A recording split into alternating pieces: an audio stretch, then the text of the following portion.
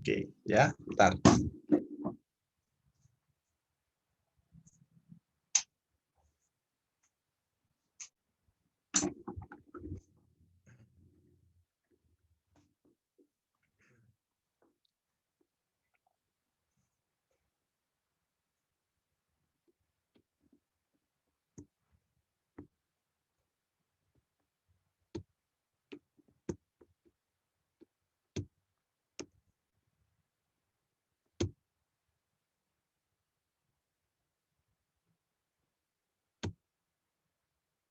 Ya, kita mulai ya.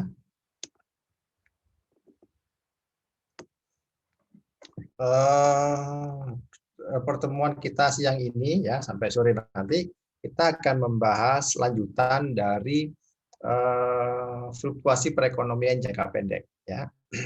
Jadi kemarin minggu lalu kita membahas mengapa fluktuasi perekonomian jangka pendek ya atau yang disebut juga dengan siklus bisnis itu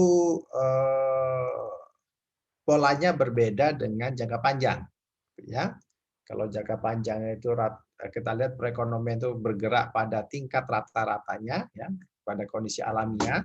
Tapi kalau dalam jangka pendek perekonomian itu sangat fluktuatif ya. Terkadang pendapatannya atau produknya naik ya tinggi di atas rata-rata, kadang-kadang turun di bawah rata-rata. Ya. Nah, kemudian kita juga sudah bicara bahwa untuk karena pola perekonomian bergerak itu berbeda antara jangka pendek dengan jangka panjang, sehingga kemudian dibedakan analisisnya, ya analisis jangka panjang dengan jangka pendek. Nah, di dalam analisis ini, ya kalau kita mengacu kepada teori klasik, ya teori klasik itu menyatakan antara lain bahwa kalau terjadi fluktuasi dalam jangka pendek itu terjadi karena kondisi real ya. Kondisi real itu misalnya contoh di tahun 1970 itu misalnya terjadi guncangan kenaikan harga minyak ya, karena terbentuk OPEC, harga minyak dikendalikan sehingga harga minyak menjadi mahal. Ya, ketika harga minyak itu naik ya, maka biaya produksi menjadi lebih mahal. Akibatnya kemudian dari sisi supply ya, produksi jadi turun. Ya. Sehingga menimbulkan adanya resesi ya, yaitu turunnya pertumbuhan ekonomi. Kemudian akibatnya sebagian orang itu kemudian memilih untuk menjadi penganggur ya karena upahnya turun. Kemudian kebijakan pemerintah itu tidak berpengaruh ya, termasuk perubahan dari tingkat bunga dan jumlah uang beredar karena menurut klasik terdapat dikotomi klasik ya, perbedaan faktor nominal ya, nilai uang, jumlah uang beredar tidak berpengaruh terhadap output atau faktor produksi gitu ya. Karena produksi semata-mata hanya ditentukan oleh modal, tenaga kerja ya, faktor-faktor produksi. Nah, sedangkan analisis perekonomian jangka pendek ini kemudian dikembangkan oleh Keynes ya. Keynes menyatakan bahwa penyebab adanya resesi itu bukan karena dari sisi supply, bukan dari sisi penawaran, gitu ya, tetapi dari sisi rendahnya permintaan agregat. Ya, kemarin sudah kita bahas sekilas tentang agregat demand. Ya, ya jadi ketika terjadi resesi, ya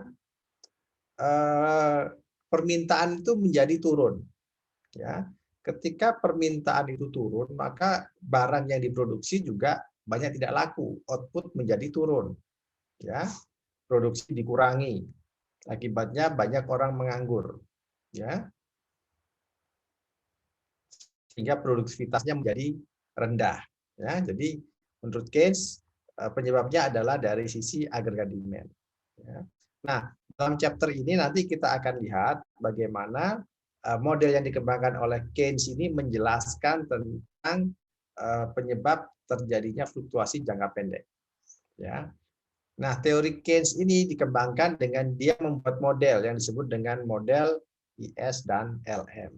Ya, model IS itu adalah bagaimana menggambarkan keseimbangan di pasar barang, dan model LM menggambarkan keseimbangan di pasar uang.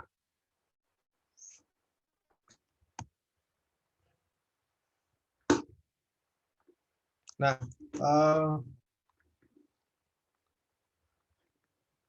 menurut teori klasik, gitu ya, tadi sudah saya jelaskan bahwa kondisi real itu yang menyebabkan naik turunnya output, ya, output atau pendapatan nasional itu naik turun, ya. Misalnya kalau terjadi bencana alam, ya, terjadi perubahan seperti tadi, ya, kenaikan harga BBM, terjadi pandemi seperti sekarang itu misalnya, ya, itu yang mengakibatkan berpengaruh terhadap suplai atau pasokan, sehingga output menjadi turun.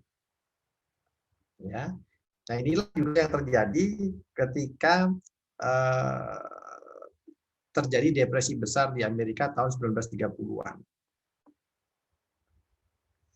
Nah, namun di tahun 1930 itu kemudian dipertanyakan teori klasik. Jadi sebelum 1930, bentar ya.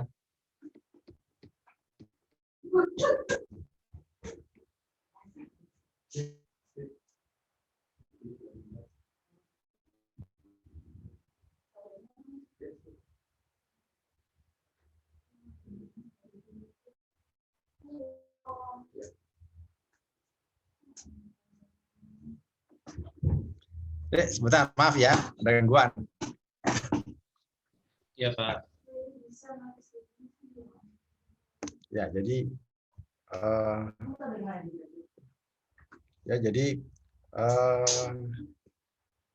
menurut Keynes, ya, menurut teori klasik waktu itu, ya, sebelum adanya teori Keynes, ya, para ekonom itu berpegangan pada teori klasik, gitu ya. Nah, ketika terjadi depresi besar 1930, orang mempertanyakan teori klasik ini, ya. Nah, kemudian muncullah Keynes, ya, dia menggunakan teorinya, ya, dia menjelaskan dan menulis di dalam buku The General Theory of Employment, Interest and Money, gitu ya. Nah, di situ dia menjelaskan bahwa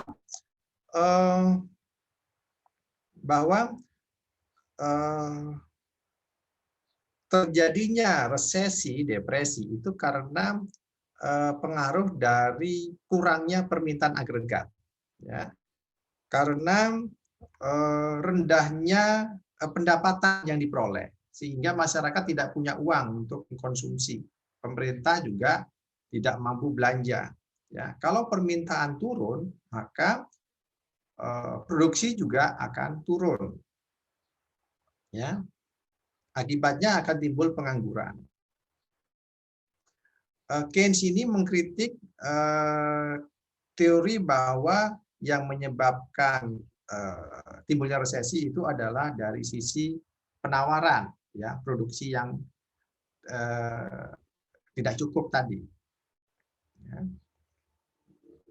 Nah, model Keynes ini kemudian dikembangkan dan kemudian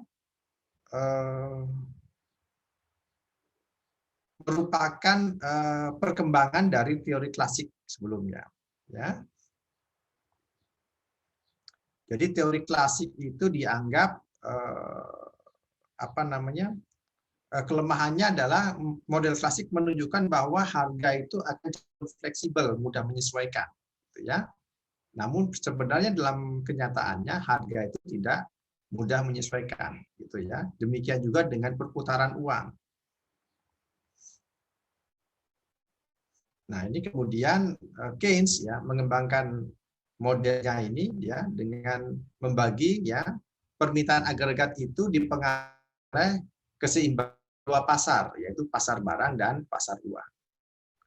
Di dalam pasar barang ya digambarkan dalam kurva IS, ya.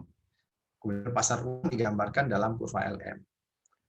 Untuk mengembangkan keseimbangan di pasar barang ya dengan kurva IS ya, ini digambarkan dengan model yang disebut dengan Keynesian cross ya, perpotongan Keynes.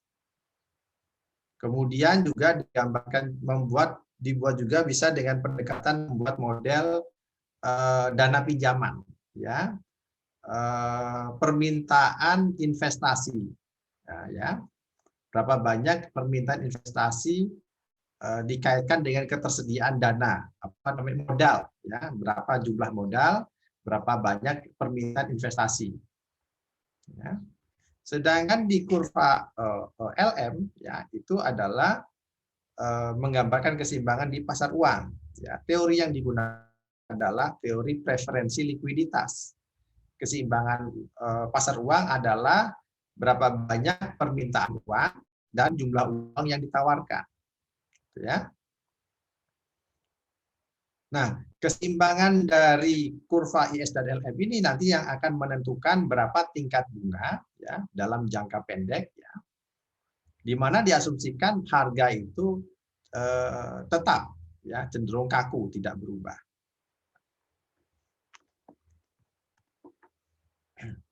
Nah, konteks yang sudah kita pelajari sebelumnya ya, bahwa di dalam jangka panjang gitu ya kita menggunakan teori klasik ya, bahwa asumsinya harga itu akan cenderung fleksibel, mudah menyesuaikan ya. Kemudian sehingga output itu hanya dipengaruhi oleh faktor produksi ya, output tidak dipengaruhi oleh jumlah uang yang beredar ya, tidak dipengaruhi oleh harga, tapi dipengaruhi oleh seberapa banyak faktor produksi, modal, dan tenaga kerja yang menghasilkan output.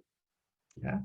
Sehingga dalam jangka panjang, tingkat pengangguran itu akan selalu berada pada tingkat rata-ratanya, berada pada tingkat alaminya. Ya. Nah, berbeda dengan di jangka pendek, ya jangka pendek sudah kita bahas bahwa asumsinya harga itu kaku, tidak mudah menyesuaikan terhadap perubahan. Ya. Nah, akibatnya adalah output yang dihasilkan dalam perekonomian itu ditentukan oleh besarnya permintaan. Ya. Nah, akibatnya adalah produktivitas itu dipengaruhi oleh permintaan, maka kalau permintaan itu naik, ya, maka produksi akan meningkat. Ya. Ketika produksi meningkat, maka akan diperlukan tenaga kerja yang lebih banyak, jam kerja yang lebih panjang, ya, untuk menghasilkan output yang lebih besar.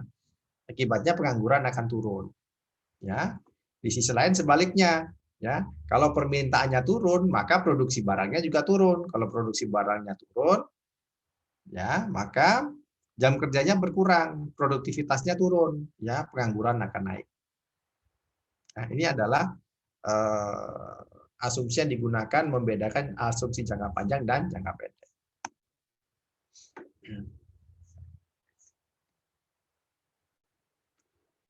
Nah, di sini kemudian untuk menganalisis perekonomian itu dalam jangka pendek, gitu ya, kita menggunakan model Keynes. Ya. Kemudian model ini menunjukkan ya bagaimana terbentuknya atau pengaruh dari keseimbangan di kedua kurva ISLM ini, ya, keseimbangan di kedua pasar ini mempengaruhi terhadap kurva agregat demand-nya, ya. Seberapa besar pengaruhnya, ya, pergeseran kurva agregat demand-nya. Ya. Jadi ketika perekonomian itu berada dalam jangka pendek, ya, harga itu cenderung kaku, ya, pergeseran kurva permintaan itu akan mengakibatkan perubahan output atau pendapatan nasional Y-nya.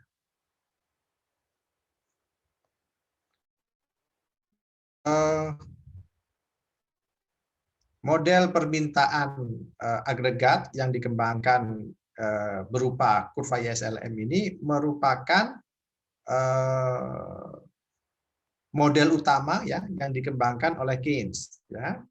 Jadi model ISLM ini menunjukkan bahwa tingkat harga dan apa yang menyebabkan perubahan dari pendapatan. Ketika jangka pendek ya harga itu tetap dan permintaan itu naik, maka output itu akan naik dan bisa menyerap tenaga kerja dan pengangguran akan turun.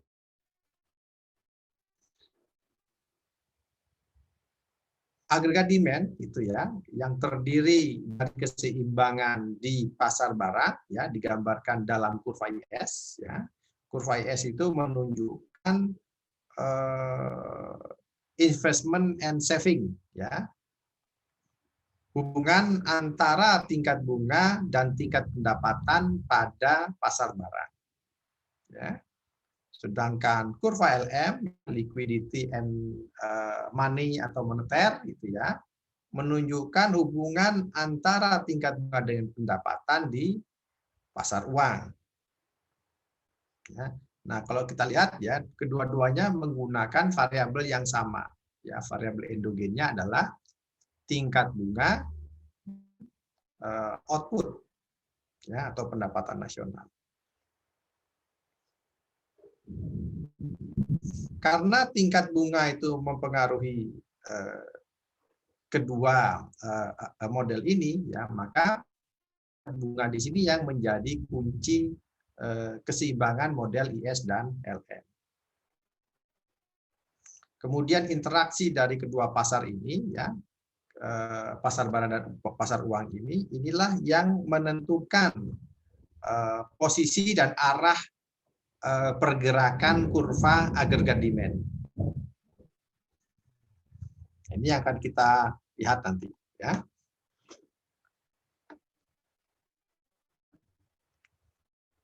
Nah, di dalam bukunya Keynes ya, dia menyatakan bahwa pendapatan jangka pendek itu ditentukan oleh permintaan.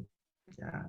Permintaan di sini terdiri dari tiga komponen ini yang sudah kita kenal, ya. Permintaan konsumsi masyarakat secara keseluruhan, kemudian permintaan untuk investasi, dan permintaan dari pemerintah untuk belanja.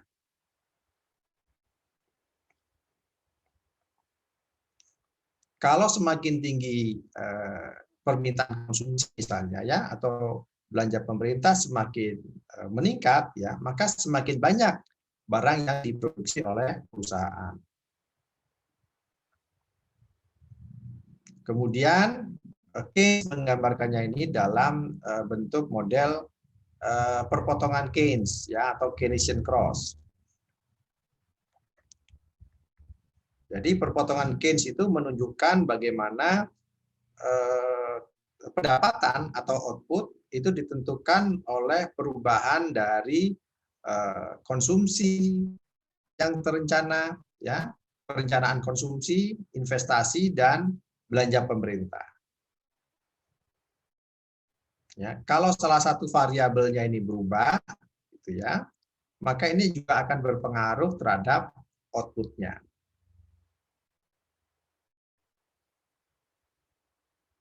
Jadi pengeluaran ini semua disebut dengan pengeluaran yang direncanakan, yaitu yang rencana yang dibuat oleh konsumsi oleh rumah tangga, oleh perusahaan, oleh pemerintah ketika dia mau melakukan pengeluaran. Ya. Kemudian ada juga yang disebut dengan pengeluaran real. Pengeluaran real itu adalah realisasinya, ya, bagaimana kondisi yang sebenarnya. Ya. Output yang sebenarnya itu adalah sama dengan yang dihasilkan, ya. Output yang dihasilkan itu adalah sama dengan pengeluaran yang sebenarnya. Ya. Ini di sini digambarkan dalam nilai real. Ya, nilai real itu artinya output itu misalnya dalam bentuk satuan kilogram, ya, ton, lembar, buah. Nah itu ya. Jadi itu dalam nilai realnya. Kalau terdapat selisih di antara pengeluaran yang sebenarnya dengan pengeluaran yang direncanakan, ya, itu akan berpengaruh terhadap persediaan dalam perekonomian. Ya. Nah, elemen yang digunakan untuk menggambarkan Keynes, perpotongan Keynes ini adalah fungsi konsumsi. Fungsi konsumsi adalah konsumsi yang disposable, artinya adalah pendapatan dikurangi pajak itu adalah pendapatan yang siap dibelanjakan.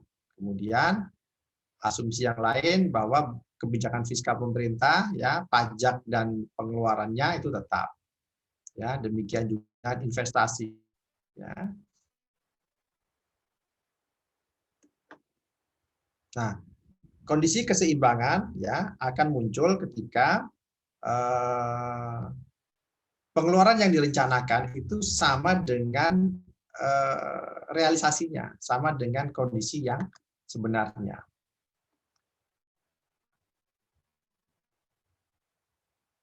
Jadi pada titik keseimbangan equilibrium, ya, perusahaan itu akan menjual semua yang bisa dijual, ya, sehingga tidak ada lagi persediaannya akan habis. Nah, yang pertama kita gambarkan dulu bentuk kurva dari perencanaan pengeluaran. Ya. Kalau ini ada 3 komponen di sini, konsumsi, investasi, dan belanja pemerintah. Ya.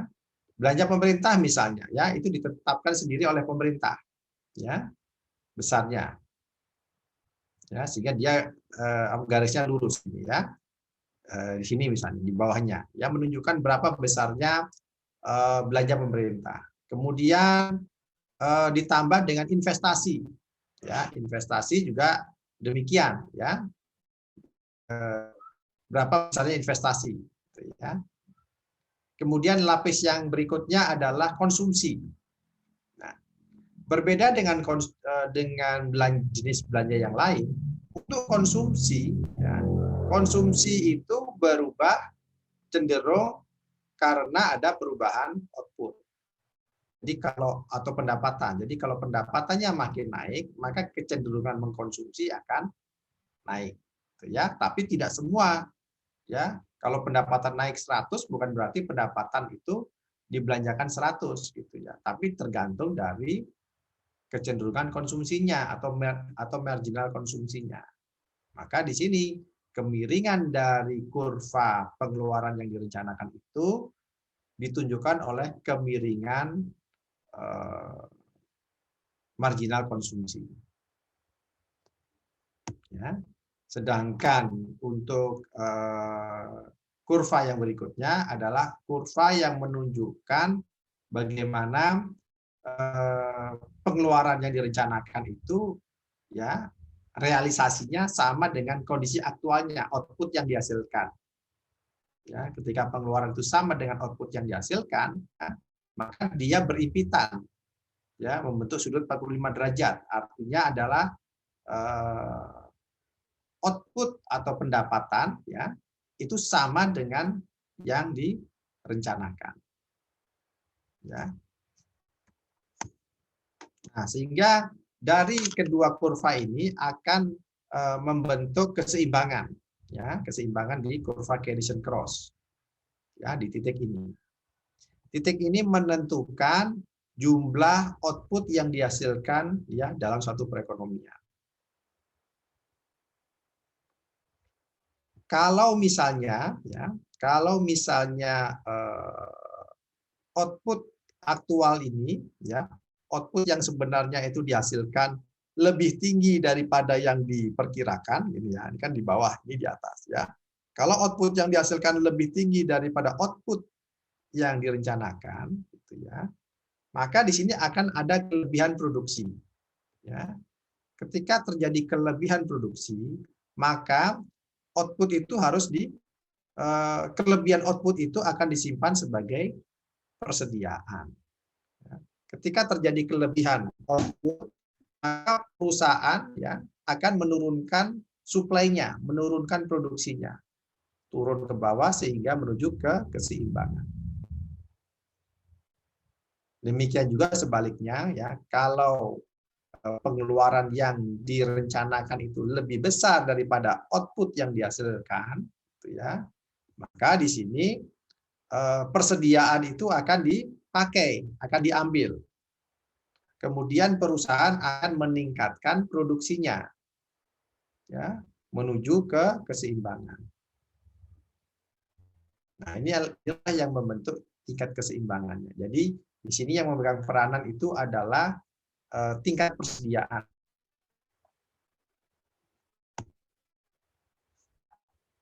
Nah, sekarang kita akan melihat bagaimana pengaruh dari kebijakan fiskal pemerintah, gitu ya. Misalnya di sini pemerintah ingin menaikkan belanjanya, ya. Pemerintah menaikkan belanja pemerintah. Ini akan mendorong kurva pengeluaran yang direncanakan itu naik ke atas, ya, naik ke atas, sehingga sekarang outputnya juga meningkat ya dari sebelah kiri ini ke kanan atas. Jadi karena belanja pemerintah itu merupakan komponen dari pengeluaran, belanja yang lebih tinggi akan mendorong pengeluaran yang direncanakan naik, ya, sehingga pengeluaran yang direncanakan naik itu akan mendorong kenaikan pendapatan. Perekonomian bergerak dari kiri keseimbangan yang menuju yang ke kanan atas, ya. Nah, di sini kita lihat keseimbangan baru ada di kanan. Ya. Kalau ini di sini dilihat sekarang, kalau kurva yang direncanakan itu lebih tinggi daripada aktualnya, ya, maka produksi akan ditingkatkan. Ya, inilah yang mendorong output menjadi meningkat. Ya. Nah, efek peningkatan output akibat kenaikan belanja itu tidak sama. Ya, Anda bisa lihat di jarak luasannya dari kurva ini dan ini, ya. Peningkatan belanja pemerintah, ya, itu mendorong kenaikan output, ya, namun besarnya tidak sama, ya. Kenaikan belanja pemerintah itu cenderung mendorong kenaikan output lebih besar, ya. Inilah yang disebut dengan efek pengganda, ya, atau efek multiplier. Nah, kita bisa mengetahui efek berapa besar efek penggandanya ini, efek multipliernya ini. Kita buat lagi dari persamaan, ya. Dari kalau semua ini berubah, ya, kenaikan konsumsi, investasi, belanja pemerintah akan mendorong kenaikan output, ya. Kalau kita asumsikan bahwa tingkat belanja investasi itu adalah eksogen, gitu ya, adalah variabel yang ditentukan sendiri, gitu ya, maka yang berpengaruh terhadap kenaikan belanja pemerintah itu adalah yang mempengaruhi kenaikan output itu adalah selain belanja pemerintah juga ada kenaikan konsumsi, ya, sehingga kenaikan konsumsi itu adalah rumusnya adalah kecenderungan mengkonsumsi akibat kenaikan output, ya, sehingga kalau kita buat persamaannya, kenaikan belanja pemerintah itu dengan bagian dari pendapatan yang dikonsumsi, ya. Atau di sini kalau kita susun kembali persamaannya, kenaikan output itu adalah sama dengan 1 dibagi dengan 1 dikurangi kecenderungan konsumsi marginal dikalikan dengan kenaikan belanja.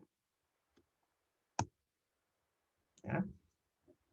Jadi inilah yang membentuk yang disebut dengan efek multiplier dari kenaikan belanja pemerintah. Ya. Jadi kalau belanja pemerintah itu naik $1 misalnya, maka output itu tidak naik $1 gitu ya, tetapi output itu bisa naik lebih besar daripada kenaikan belanja karena ada pengaruh dari efek multiplier ini.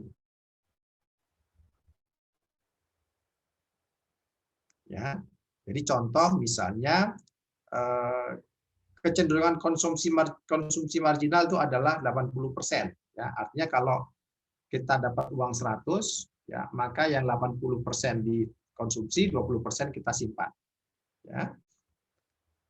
Kalau marginal konsumsinya itu 80%, ya, maka efek multipliernya adalah 1 dibagi dengan 1 dikurangi 80% sama dengan 5 kali lipatnya.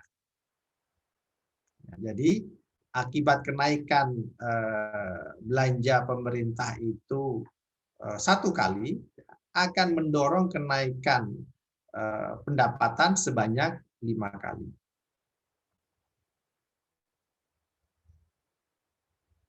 Ya.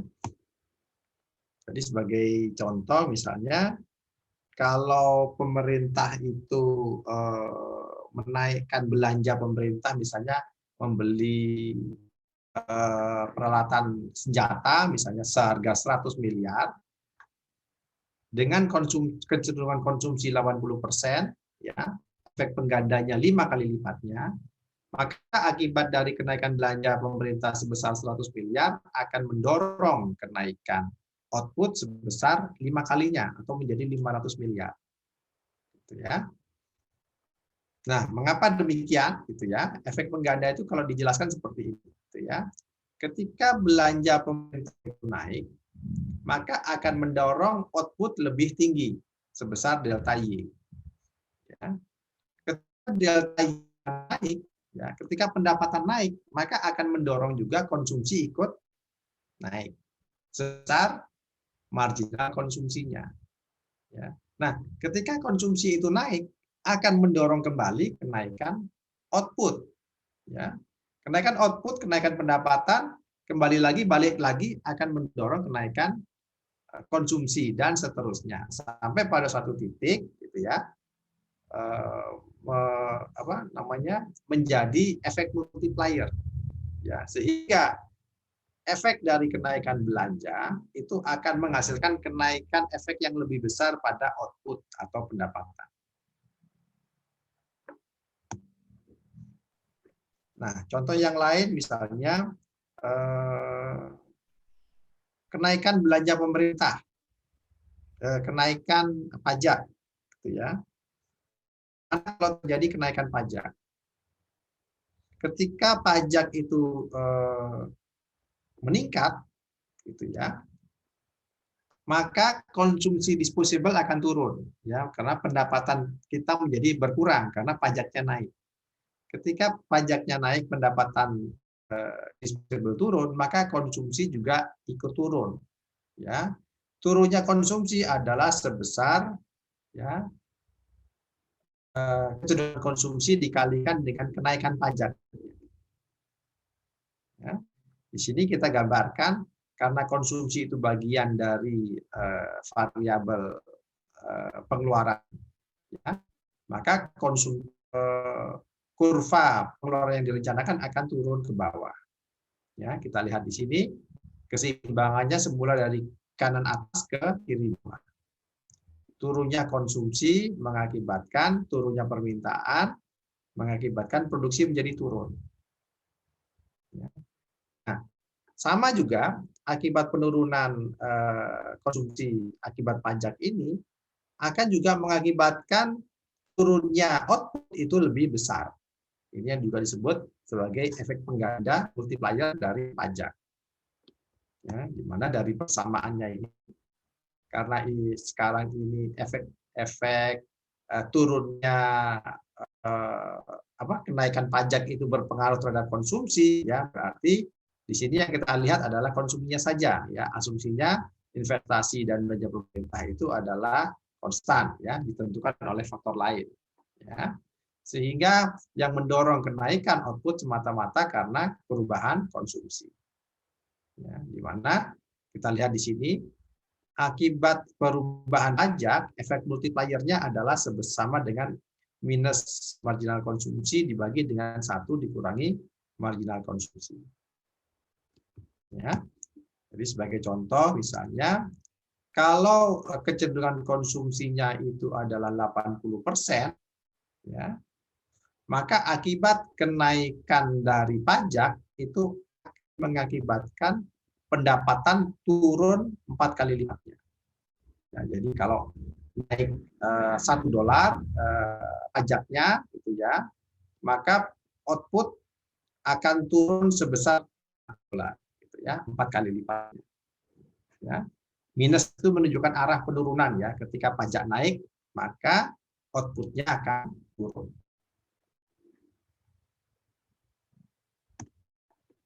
Nah, jadi kalau dengan multiplier dari pajak ya itu akan mengurangi konsumsi. Ya. Namun di sini akan kita lihat bahwa efek multiplier dari pajak itu tidak sebesar efek dari belanja pemerintah. Ya. Nah, sekarang coba kita membuat latihan gitu ya. Gunakan grafik perpotongan Keynesian untuk menggambarkan efek dari kenaikan investasi ya, pada keseimbangan pendapatan. Nah, coba Anda gambarkan apa efek dari kenaikan investasi terhadap keseimbangan output atau pendapatan. Nah, coba Anda gambarkan dalam kurva Keynesian cross. Apa efeknya? Izin coba menjawab, Pak. Ya, bagaimana Mbak Atika? Mungkin kenaikan dari investasi itu nanti akan meningkatkan si apa sih namanya? Yang PE-nya itu, Pak. Nah, kan kenaikan PE itu kan akan merubah si R-nya itu, R1 itu pindah ke R2, sehingga si kurva IS-nya itu nanti jadi bentuknya berslope negatif atau positif ya Pak Bos, atau begitu. Kita belum masuk ke kurva IS ini, masih menggunakan kurva Keynesian cross. Ini benar Mbak Atika yang bicara ini? Iya Pak, benar Pak. Maaf Pak, sebentar. Iya Pak. Oke, nah, gimana coba? Nah tadi kan tadi pertanyaannya tuh gimana dampak kenaikan investasi apa terhadap kurva si Keynesian cross-nya Terhadap Pak? keseimbangan Gitu, ya. Nah kenaikan investasi itu akan mendorong si apa ya Pak namanya? Rencana pengeluarannya itu Pak, sehingga kalau misalkan dia mendorong rencana pengeluaran, maka nanti si kurva P-nya itu bergeser ke atas, seperti itu Pak. Akibatnya keseimbangannya, outputnya gimana?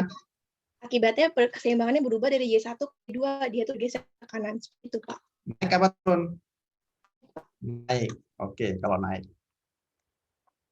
Oke, gitu yang lain gitu ya. Nah, pertanyaan saya berikutnya. Apa yang menyebabkan investasi naik? Penurunan suku bunga, Pak. Penurunan suku bunga. Suku bunga. Jadi apa yang bisa kita simpulkan? Apa hubungan suku bunga dengan output jadinya? Jadi kalau suku bunganya turun, otomatis outputnya itu meningkat dan berhubungan terbalik. Outputnya naik. Nah, jadi kita bisa buat kesimpulan sekarang ya. Kalau tingkat bunga itu naik, outputnya turun. Gitu ya. Kalau tingkat bunganya turun, maka outputnya naik. Ya, itulah yang dikasih. Nah, ini tadi jawabannya Mbak Atika tadi ya. Jadi investasi naik, output naik. Ya, di mana akibat dari investasi naik itu diakibatkan oleh turunnya tingkat bunga. Nah, kurva IS itu adalah menggambarkan hubungan antara tingkat bunga dengan output. Ya, menggambarkan hubungan antara tingkat bunga dengan output.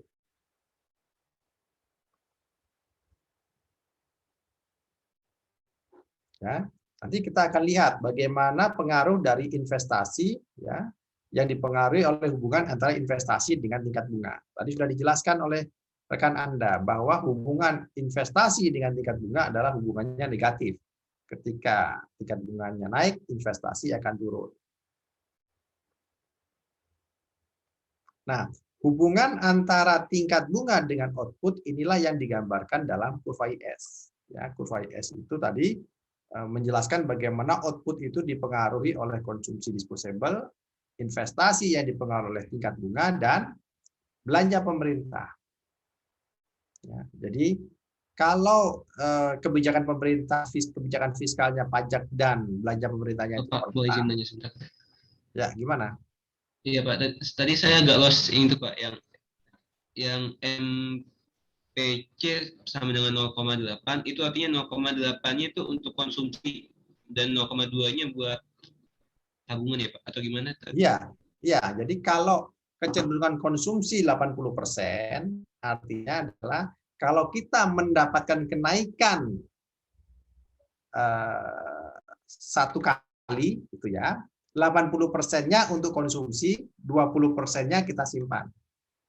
Kalau kita dapat kenaikan sebesar 100, maka yang dikonsumsi itu 80, 20-nya tidak kita konsumsi, kita simpan. Itu adalah artinya kecenderungan konsumsi. Ya, itu ya. Baik Pak, terima kasih Pak. Nah, kita lanjutkan lagi ya. Jadi kurva IS menggambarkan hubungan antara tingkat bunga dan output. Jadi tadi kita sudah dapatkan kesimpulan bahwa hubungannya adalah negatif. Tingkat bunga naik, output turun. Nah, atau sebaliknya.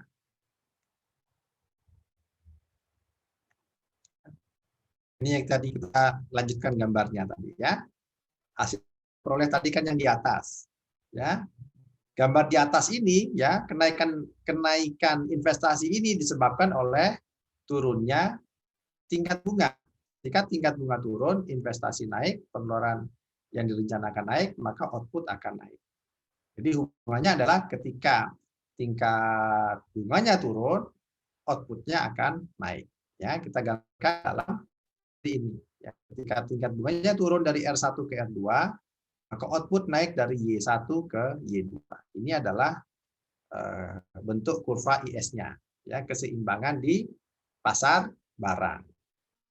Ya. Hal ini juga bisa kita gambarkan, gitu ya. Nah, ini tadi yang menunjukkan bagaimana kemungkinan kurvanya negatif. Ya. Bentuk kurva IS juga bisa kita gambarkan di keseimbangan pasar barang yang lain, yaitu untuk permintaan modal investasi. Ya, keseimbangan permintaan dana pinjaman, gitu ya, itu kita gambarkan seperti ini ya. Anda sudah kita bahas juga sebelumnya.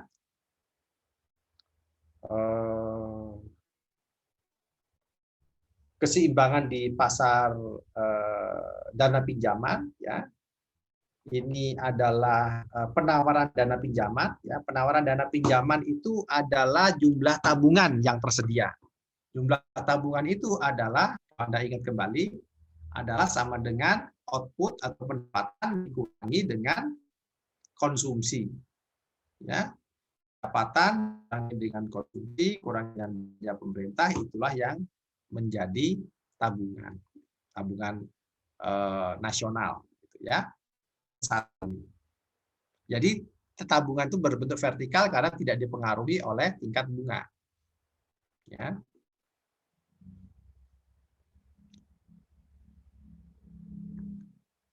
Nah, ketika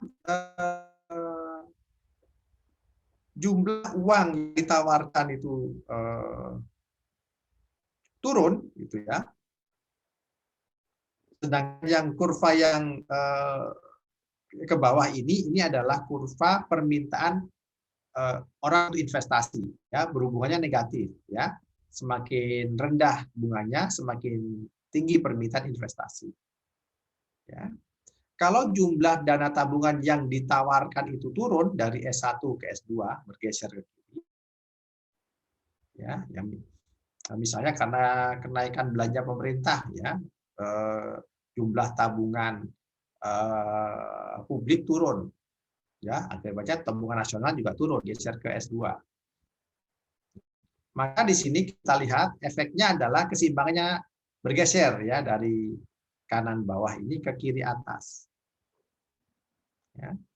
Di sini akibatnya apa? Tingkat bunganya naik, R1 ke R2. Ya.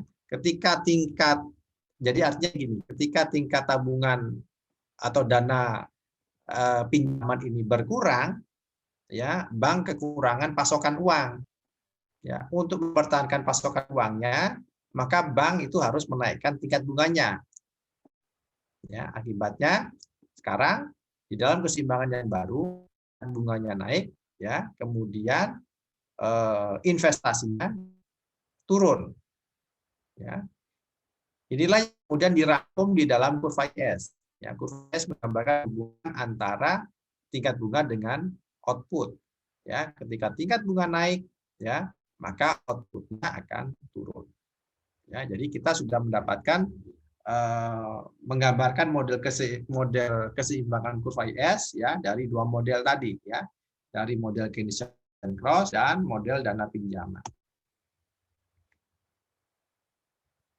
Nah, sekarang kita bisa menggunakan model IS, kurva IS ini untuk menjelaskan bagaimana pengaruh dari kebijakan fiskal. Ya, contohnya belanja pemerintah dan pajak yang berpengaruh terhadap aggregate dan output. Nah, contohnya misalnya bagaimana kalau terjadi kenaikan belanja pemerintah, ya, sebesar delta G. Kalau belanja pemerintah naik sebesar delta G, akan dorong kenaikan pengeluaran yang direncanakan sehingga mengakibatkan kenaikan outputnya. Ya, di sini kalau kenaikan belanja pemerintah mendorong pengeluaran naik ke atas, maka di sini outputnya akan bergeser dari Y1 ke Y2. Besarnya kenaikan dari Y1 ke Y2 itu adalah sebesar efek multipliernya di sini. Ya, efek multiplier delta Y-nya ini.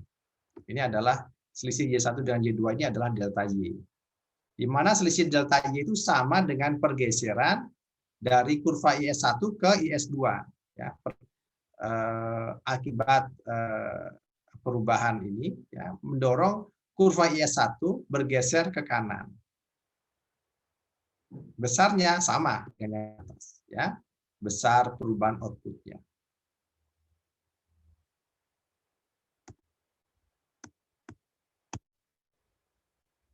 Nah, sekarang coba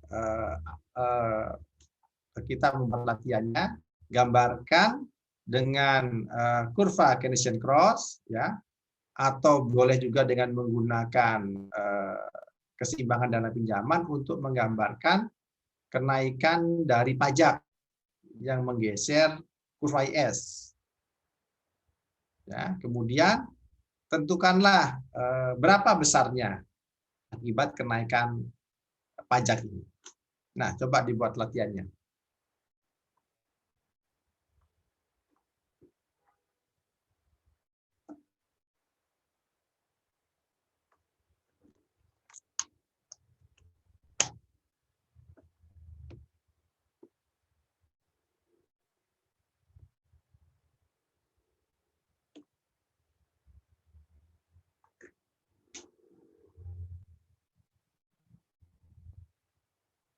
Jadi ada dua kurva di sini, ya, kurva Keynesian-Krauss dulu, baru kemudian kurva IS-nya.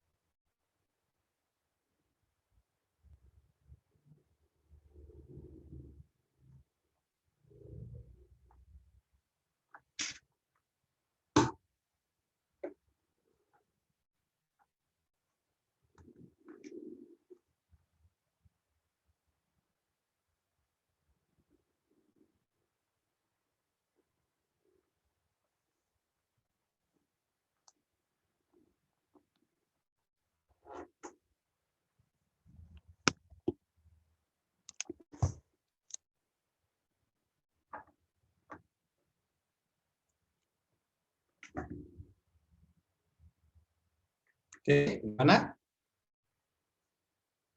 Apa efek dari kenaikan pajak? Dan Mau nyoba jawab, Pak? selain Pak Etika, Izin coba menjawab, Pak. siapa? Farhan Ersandi, Pak. Oh ya, gimana? Kalau menurut saya yang pertama itu dari kurva PE terdapat penurunan nilai PE, Pak. Nah, penurunan tersebut menyebabkan turunnya equilibrium sehingga menyebabkan output atau pendapatan itu turun. Nah, kemudian jika kita lihat dari kurva IS, terdapat pergeseran dari IS dari kanan ke kiri yang juga menyebabkan adanya penurunan dari output atau pendapatan sebesar delta Y.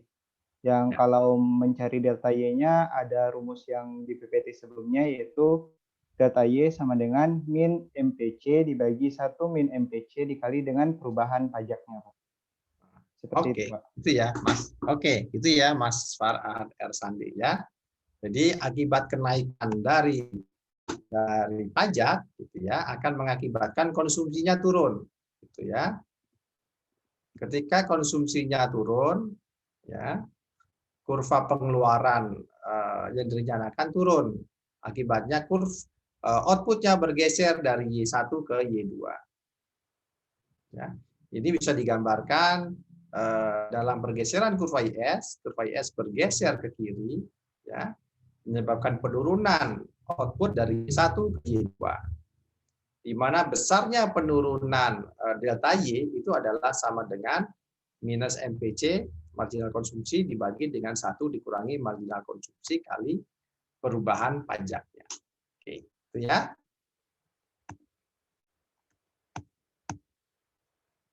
Nah, jadi sekarang kita sudah membahas terkait tadi dengan keseimbangan di pasar barang, ya. Nah, sekarang kita akan bahas di sisi keseimbangan di pasar uang. Ya. Keseimbangan di pasar uang itu digambarkan dalam bentuk kurva LM. Ya, di sini menggunakan pendekatan menggunakan teori preferensi likuiditas, ya, yang menggambarkan bagaimana tingkat suku bunga itu dipengaruhi oleh jumlah penawaran uang, ya, jumlah penawaran uang itu atau keseimbangan uang real, ya, dan permintaan uangnya. Jadi keseimbangan uang real yaitu jumlah uang beredar dibagi dengan harga, ya. Kemudian permintaan uang real itu adalah seberapa banyak orang ingin memegang uang, ya, di mana ini adalah dipengaruhi oleh tingkat bunga, ya. Kalau tingkat bunganya tinggi, permintaan uangnya turun. Kalau bunganya rendah, permintaan uangnya naik. Ya, keseimbangan permintaan dan penawaran inilah yang menentukan keseimbangan tingkat bunga. Ya. Pertama kita lihat dari sisi uang yang tersedia, ya. Keseimbangan uang real, ya, ini digambarkan sebagai perbandingan antara jumlah uang beredar dengan harga. Ya. Jumlah uang beredar, ya, M, dan harga P, ya, di mana jumlah uang beredar itu ditentukan oleh kebijakan bank sentral, ya, berapa banyak uang beredar. Kemudian karena ini analisis jangka pendek, P diasumsikan konstan tetap, ya, sehingga di sini jumlah uang yang ditawarkan itu tidak dipengaruhi oleh tingkat bunga, sehingga kurvanya berbentuk vertikal seperti ini.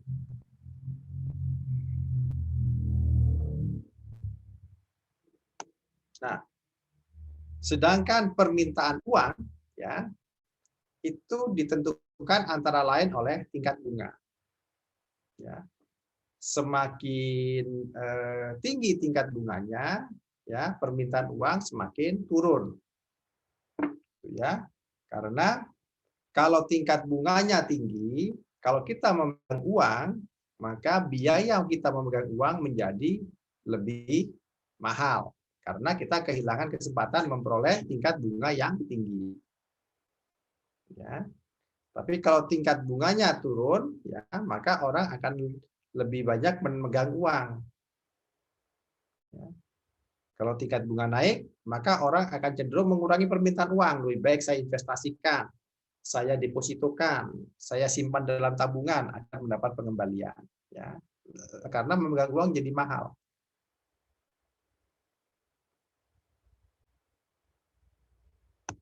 Nah, keseimbangan dari permintaan dan penawaran uang inilah yang membentuk tingkat bunga keseimbangan. Ya. Nah, bagaimana terbentuknya tingkat bunga ini? Ya, kalau tingkat bunganya tinggi, misalnya ya di atas R1, gitu ya. Kalau sini di atas, gitu ya. Kita lihat bahwa suplai uang itu lebih tinggi daripada permintaan uang. Ya. Kalau permintaan uang itu melebihi dari yang permintaan, gitu ya, maka bank akan kelebihan suplai. Ya. Maka untuk menurunkan ini, maka bank akan menurunkan tingkat bunganya. Ya, ketika tingkat turun, maka akan mendorong permintaan uang akan naik menuju keseimbangan. Demikian juga sebaliknya, kalau tingkat bunganya lebih rendah dari R1, ya misalnya di bawah di sini, gitu ya. Kita lihat di sini sekarang permintaan uangnya itu lebih tinggi daripada suplai uangnya.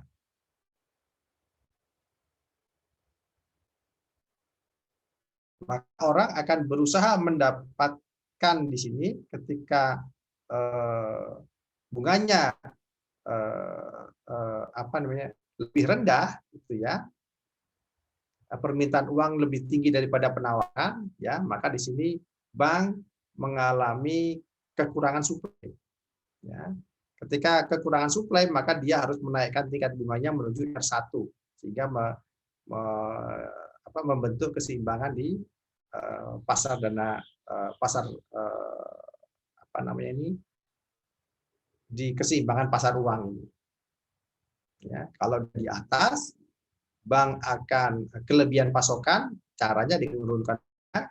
Ke bawah, ya, bank kekurangan pasokan, suplai, maka dia harus meningkatkan tingkat bunganya.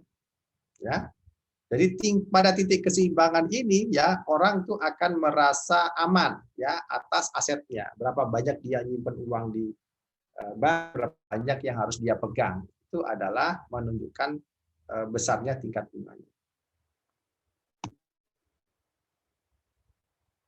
Nah, sekarang bagaimana caranya, ya, bank sentral itu membuat kebijakan yang mempengaruhi tingkat suku bunga. Ya, contohnya bank sentral ingin menaikkan tingkat bunga. Ya, maka caranya adalah untuk menaikkan tingkat bunga, bank sentral caranya dengan menurunkan jumlah uang beredar M-nya. Kalau M-nya berkurang, maka M-nya bergeser ke kiri. Maka kalau jumlah uang beredarnya turun, ya, maka keseimbangannya bergeser, ya, dari kanan bawah ke kiri atas. Ya. Kalau jumlah uang beredarnya turun, bank kekurangan pasokan, maka bank harus menaikkan tingkat bunga agar mempertahankan jumlah suplai uang yang masuk ke bank. Ya, akibatnya. Nah, inilah juga yang kalau kita lihat contoh yang terjadi, ya, di akhir tahun 1970-an, ya, ketika terjadi inflasi yang tinggi karena kenaikan harga minyak, ya. Kemudian akibat inflasi yang terus-menerus tinggi ini di tahun 79, pejabat moneter di Amerika, ya, bank sentral di Amerika itu membuat kebijakan untuk berusaha menurunkan inflasi. Ya. Maka dalam jangka pendek, ya, dari tahun 79, ya, bank sentral dari tahun 79 ke tahun 80 dalam jangka pendek, bank sentral mengurangi pasokan uangnya sebesar 8%. Ya. Sehingga pada akhirnya di tahun 83 dalam jangka yang panjang dihasil menurunkan inflasi sebesar 3,7%. Nah, kira-kira bagaimana perubahan kebijakan ini bisa mempengaruhi tingkat bunga nominal? Ya. Nah, kalau kita lihat analisisnya, dalam jangka pendek, ketika harga kaku, kebijakan yang menurunkan tingkat bunga, ya, kebijakan untuk menurunkan inflasi, ya, itu akan mengakibatkan dalam jangka pendek tingkat bunganya naik, ya, karena harga kaku. Nah, ini yang terbukti ketika tahun 79 itu pada saat inflasi tinggi kemudian dibuat kebijakan, maka di tahun 80 ya beberapa bulan kemudian tingkat bunganya menjadi naik menjadi 15,8%. Ya. Namun dalam jangka panjang harga itu fleksibel sudah menyesuaikan, ya, maka sekarang tingkat bunganya mulai menurun, ya, sesuai dengan keinginan yang ingin dicapai oleh bank sentral, ya. Maka dalam jangka panjang tingkat bunganya itu bisa turun.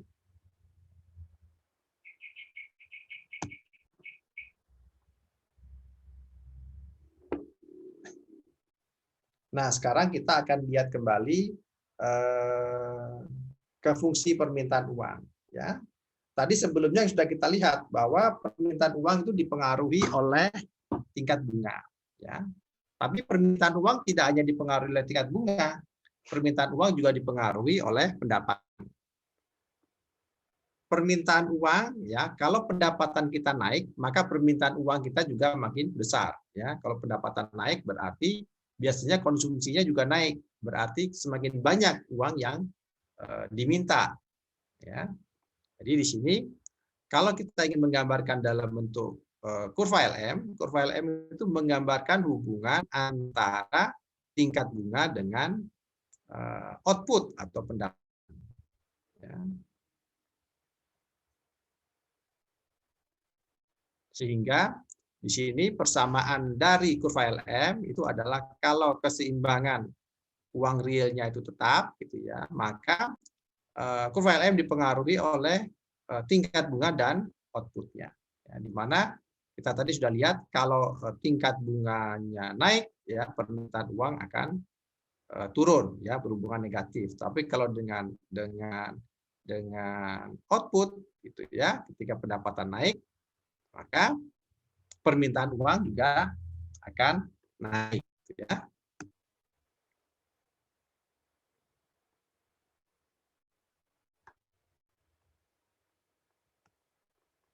Nah, di sini ya, ketika keseimbangan uang itu naik, gitu ya, ketika tingkat bunga itu naik, ya, ini digambarkan dalam kurva LM, ya, yang bergeser ke atas, ya. Jadi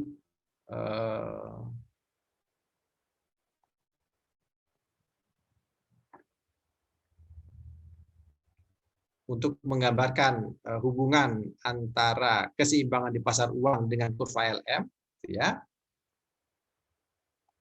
Ketika permintaan uang itu naik, gitu ya. Ketika permintaan uang itu naik, akibat kenaikan pendapatan dari Y1 ke Y2, maka kurva permintaan uang naik ke atas.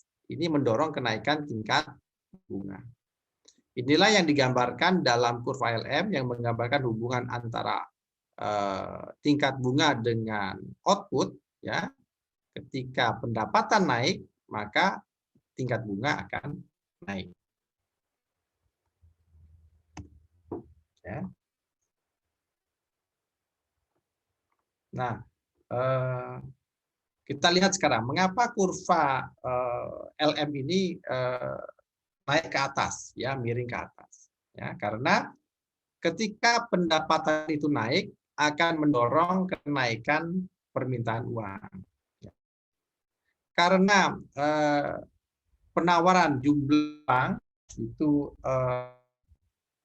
tetap, gitu ya, maka sekarang ada kelebihan permintaan di pasar.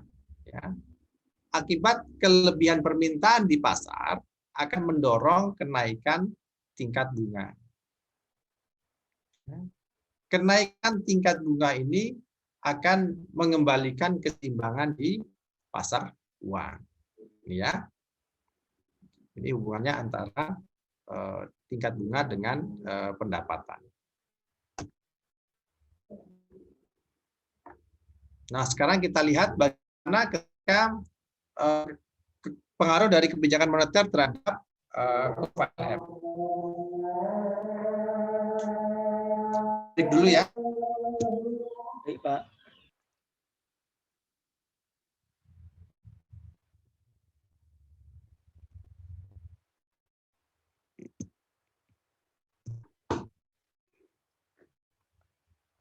Nah, contoh sekarang,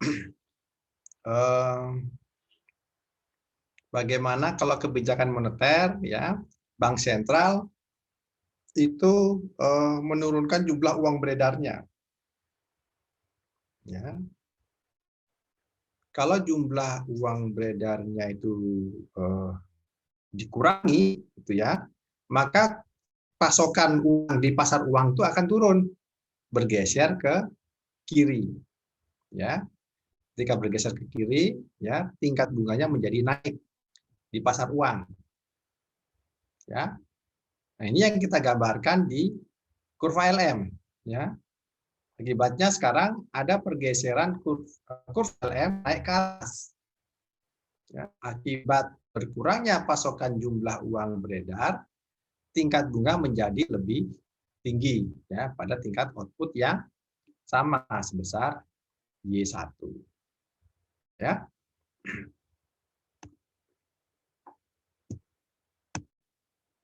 Oke, nah sekarang Anda silakan coba.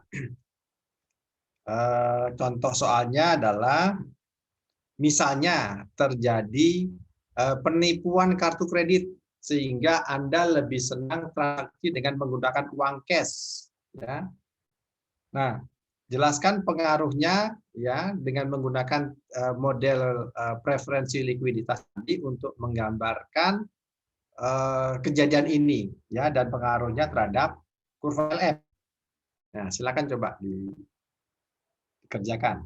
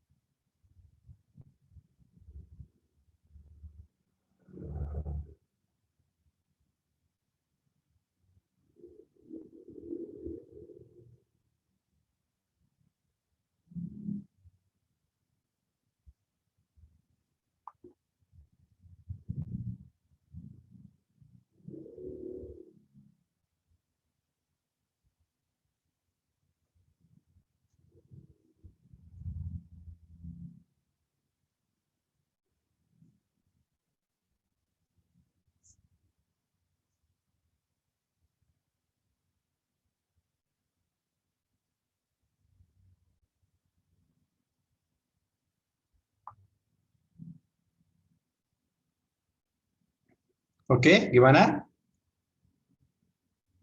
Ada yang mau menyampaikan jawaban?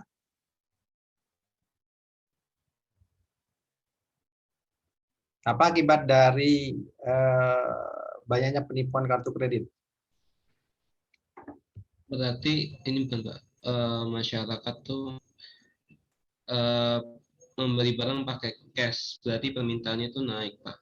Maksudnya permintaan uangnya tuh naik. Karena masyarakat itu beli apa-apa kan pakai uang, maksudnya pakai uang tunai gitu. Terus bank harus, maksudnya BI untuk mengembalikan jumlah uang yang beredar itu harus menaikkan tingkat suku bunga Pak. Biar money supply-nya tuh kembali ke titik semula Pak. Oke. Terus bagaimana dengan kurva LM-nya? Kurva LM-nya naik juga Pak. Bergeser ke atas. Ya.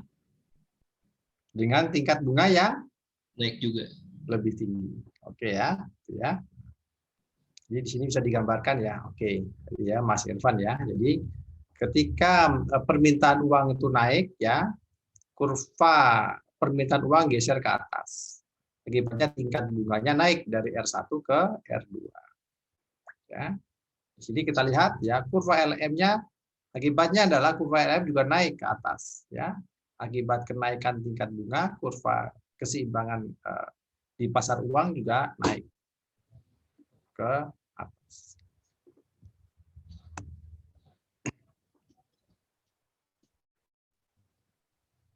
Nah, sekarang kita sudah mendapatkan dua model kurva, ya, keseimbangan di pasar barang dengan kurva IS dan keseimbangan di pasar uang dengan kurva LM. Ya. Kedua kurva ini, ya, keseimbangan di kedua pasar barang dan pasar uang ini, inilah yang keseimbangan di sinilah yang membentuk yang berpengaruh terhadap keseimbangan di agregat demand, ya, di mana di sini IS ini ditunjukkan oleh output ya sama dengan konsumsi disposable investasi dan belanja pemerintah, dan keseimbangan uang yang dipengaruhi oleh permintaan uang yang dipengaruhi oleh tingkat bunga dan pendapatan. Ya, jadi pengaruh dari keseimbangan kedua pasar ini ya secara bersamaan ya, inilah yang kemudian nanti berinteraksi sehingga mempengaruhi keseimbangan di agregat demand. Jadi kalau secara garis besarnya ya, apa yang kita bahas tadi ya, kalau kita minggu lalu kita membahas ini secara umum ya, secara umum dulu. Nah, kemudian kita tadi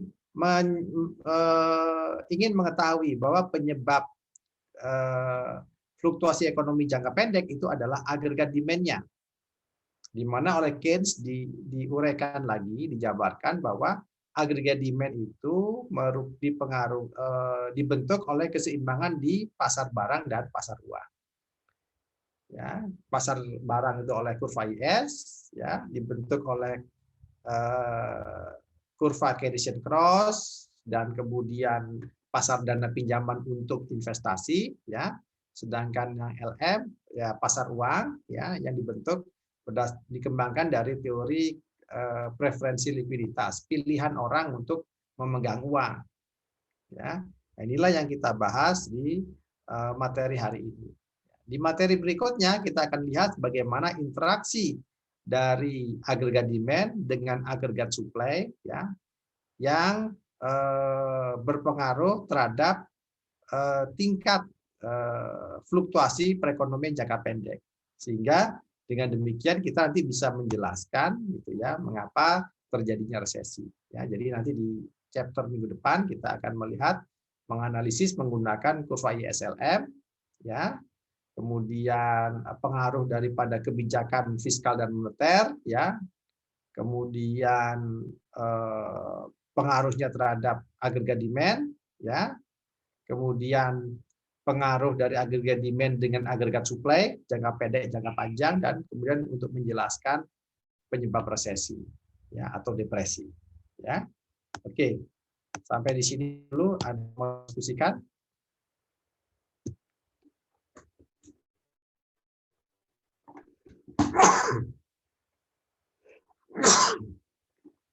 Ada yang mau didiskusikan sampai di sini? Izin Pak, saya Pak. Ya, gimana, Mas Fahri? Ya, mungkin pertanyaan saya kurang ini Pak, tapi saya belum paham konsepnya. Jadi kalau yang dijelaskan Bapak tadi, jika belanja naik itu akan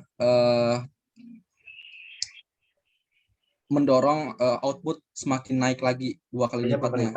Iya.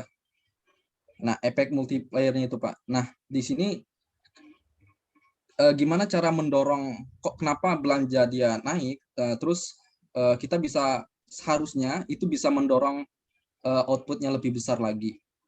Nah, yang kedua itu pajak katanya jika pajaknya naik maka pendapatan disposable-nya itu akan turun. Nah, ini diajukan kepada siapa Pak? Maksudnya kepada pemerintahkah atau pihak yang sedang melakukan suatu pekerjaan lain atau usaha seperti itu Pak. Nah, itu kalau ini diterapkan kepada suatu usaha dan diterapkan ke suatu pemerintah, bagaimana kurvanya gitu Pak? Oke. Terima kasih. Ya. Pertanyaannya saya bagi menjadi 2, gitu ya. Pertanyaan pertama tadi, bagaimana pengaruh dari kenaikan belanja bisa mendorong kenaikan output atau pendapatan, gitu ya? Ya Mas, ya Mas. Iya, Pak. Ya. Jadi kalau pengeluaran pemerintah naik, ya misalnya pemerintah sekarang melakukan pengeluaran, ya, belanja misalnya, ya. Misalnya pemerintah sekarang ingin membangun infrastruktur, ya, pengeluarannya kan naik. Pengeluaran pemerintah yang naik ini akan mendorong, ya, sektor produksi untuk meningkatkan suplainya, ya enggak? Ya, tenaga kerja naik, modal naik, kan gitu kan? Untuk menanggapi permintaan pemerintah tadi kan, ya. Nah, akibat dari kenaikan faktor produksi tadi kan mendorong kenaikan output, ya, atau sama juga dengan kenaikan pendapatan, ya kan? Nah, ketika pendapatan itu naik, ya, ketika pendapatan naik, maka ini akan mendorong juga konsumsi akan naik, ya kan? Kalau pendapatan saya naik, gitu ya, karena saya dapat proyek dari pemerintah misalnya, maka pendapatan saya naik. Ketika pendapatan saya naik, konsumsi saya juga naik kan? Konsumsi kalau tadi karena belanja pemerintah infrastruktur, ya, Sekarang belanja infrastrukturnya naik, ya, maka sektor produksi infrastruktur akan naik, pendapatan nasional naik. Nah, sekarang pekerjanya misalnya kan juga memperoleh kenaikan pendapatan akibat kenaikan belanja pemerintah. Ya, sekarang konsumsi saya sebagai pekerja, konsumsi saya naik. Ya, konsumsi saya sekarang saya ganti HP, ya ganti beli motor misalnya. Ya, konsumsi saya jadi naik. Ya. Konsumsi yang naik akan mendorong produksi juga makin naik kan, produksi motor naik karena saya permintaan motor saya naik. Ya, permintaan saya membeli komputer, permintaan saya membeli buku misalnya, itu akan naik. Maka sektor produksi ini juga akan naik yang lain, ya kan? Sehingga output juga akan menaik lagi, ya. Nah, ketika ini naik, ya, output ini naik, maka sektor yang lain juga akan ikut naik, ya. Ya, pekerja yang lain juga pendapatannya naik. Ya, sehingga ketika pendapatannya naik, konsumsi orang yang di sektor itu juga ikut naik. Jadi secara keseluruhan, ya, akibat dipicu oleh kenaikan belanja pemerintah tadi, ya, maka sektor-sektor yang lain juga akan bergerak naik. Inilah yang menimbulkan efek simultan, ya, efek multipliernya, sehingga ini ditentukan oleh seberapa banyak atau kecenderungan orang untuk mengkonsumsi. Kalau kecenderungan konsumsinya itu tinggi, itu akan bisa mendorong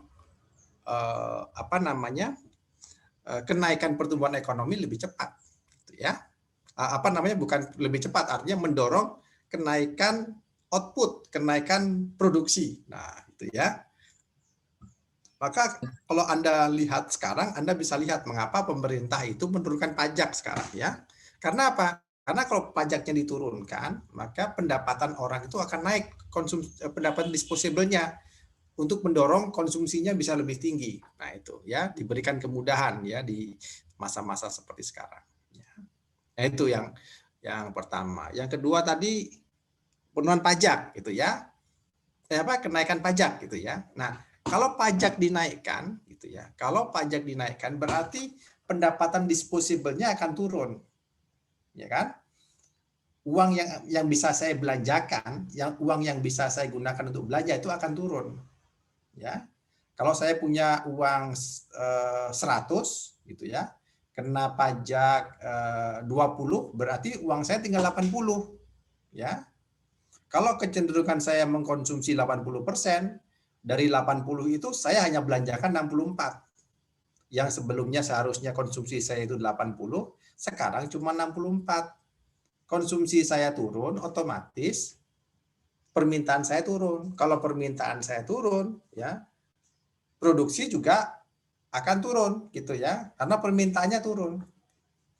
Nah, inilah yang membawa efek multiplier, gitu ya, turunnya permintaan, turunnya produksi, ya, akibatnya efek yang lain juga mengakibatkan turun juga, gitu ya. Jadi di sini diasumsikan bahwa pengaruh dari pendapatan itu pengaruhnya ke konsumsi, gitu ya. Karena apa? Karena pendapatan, misalnya kebijakan pemerintah tentang belanja pemerintah itu tidak ditentukan oleh besarnya pendapatan, tapi ditentukan oleh kebijakan pemerintah sendiri. Berapa banyak, berapa penerimaan pajaknya, berapa mau belanja. Nah, itu kan tidak ditentukan oleh besarnya pendapatan, gitu ya. Tidak ditentukan oleh besarnya pendapatan nasional. Konsumsi pemerintah itu ditentukan oleh berapa banyak pajak yang bisa diterima, gitu ya. Demikian juga dengan investasi. Ya. Investasi itu lebih dipengaruhi oleh tingkat bunga, tidak dipengaruhi oleh tingkat pendapatan. Kalau tingkat bunganya murah, kemudian ada kesempatan investasi, ya dia investasi, tidak dipengaruhi oleh tingkat pendapatan nasional. Gitu ya, Mas. Izin menanggapi lagi, Pak. Jadi kalau dia belanja naik, berarti pihak yang lainnya itu, jika kita beli semen ibaratnya, nah pihak yang semennya itu memperbanyak suplainya lagi. Terus jika di masyarakatnya dalam kondisi seperti ini itu pendapatannya kurang memadai, apakah ini menjadi suatu ketetapan, Pak, tetap akan naik permintaan terhadap semennya seperti Catrice Paribus seperti itu, Pak? Nah nanti kan tergantung kecenderungannya ya. Kan pertama harus jadi gini, pemerintah itu berusaha mendorong kenaikan permintaan. Salah satunya adalah kalau sekarang kita lihat pemerintah itu menurunkan pajak ya agar masyarakat itu mau membeli konsumsi. Ya, sebagai contoh sekarang pemerintah menurunkan pajak kendaraan ya, kalau membeli mobil baru, membeli rumah itu diturunkan pajaknya. Agar apa? Agar harganya turun. Kalau harganya turun itu bisa merangsang orang mau membeli ya. Nah, nanti tergantung apakah masyarakat mau ya ke sana, apakah mampu gitu ya. Dilihat sampai seberapa jauh gitu ya. Tapi secara teori secara umum ya, kalau pajaknya diturunkan itu akan bisa mendorong harga lebih murah sehingga konsumsi bisa naik. Orang tuh bisa terdorong untuk meningkatkan permintaannya ya. Mumpung sekarang dikasih potongan pajak, saya beli sekarang gitu ya. Yang seharusnya saya beli nanti saya belinya sekarang karena mumpung dikasih potongan pajak misalnya. Ini jadi alat untuk stimulan untuk mendorong permintaan. Nah, konsepnya kalau kita kan ekonomi makro gitu ya. Kalau Anda belajar ekonomi makro itu belajarnya itu secara keseluruhan agregat, tidak hanya sepotong-sepotong, misalnya hanya untuk industri infrastruktur aja, hanya beli semen saja, hanya beli makanan saja, tidak. Tapi ini dihitung secara keseluruhan, secara makro, apakah ada kenaikan nggak? Nah, ini gitu ya. Tadi penjelasan saya itu kan untuk memudahkan aja ya. Kita menggunakan sisi tentang infrastruktur, terus belanja makanan dan sebagainya. Tapi kalau makro kita berpikirnya agregat secara keseluruhan. Apakah secara keseluruhan perekonomian itu dengan akibat pemotongan pajak bisa menaikkan permintaan secara keseluruhan? Nah, ini yang harus dilihat. Itu ya. Ya, baik Pak. Terima kasih Pak jawabannya. Oke, ada lagi? Kalau tidak ada lagi, silakan dilihat di LMS-nya.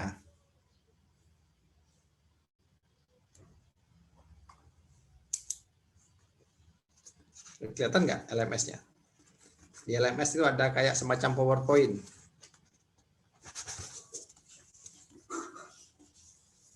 Iya Pak, ada Pak. Ada ya? Ada berapa pertanyaan itu? 4 ya Pak. 4 ya? Oke, silakan kerjakan ya. Kalau nggak ada pertanyaan lagi. Siap Pak. Baik, Pak.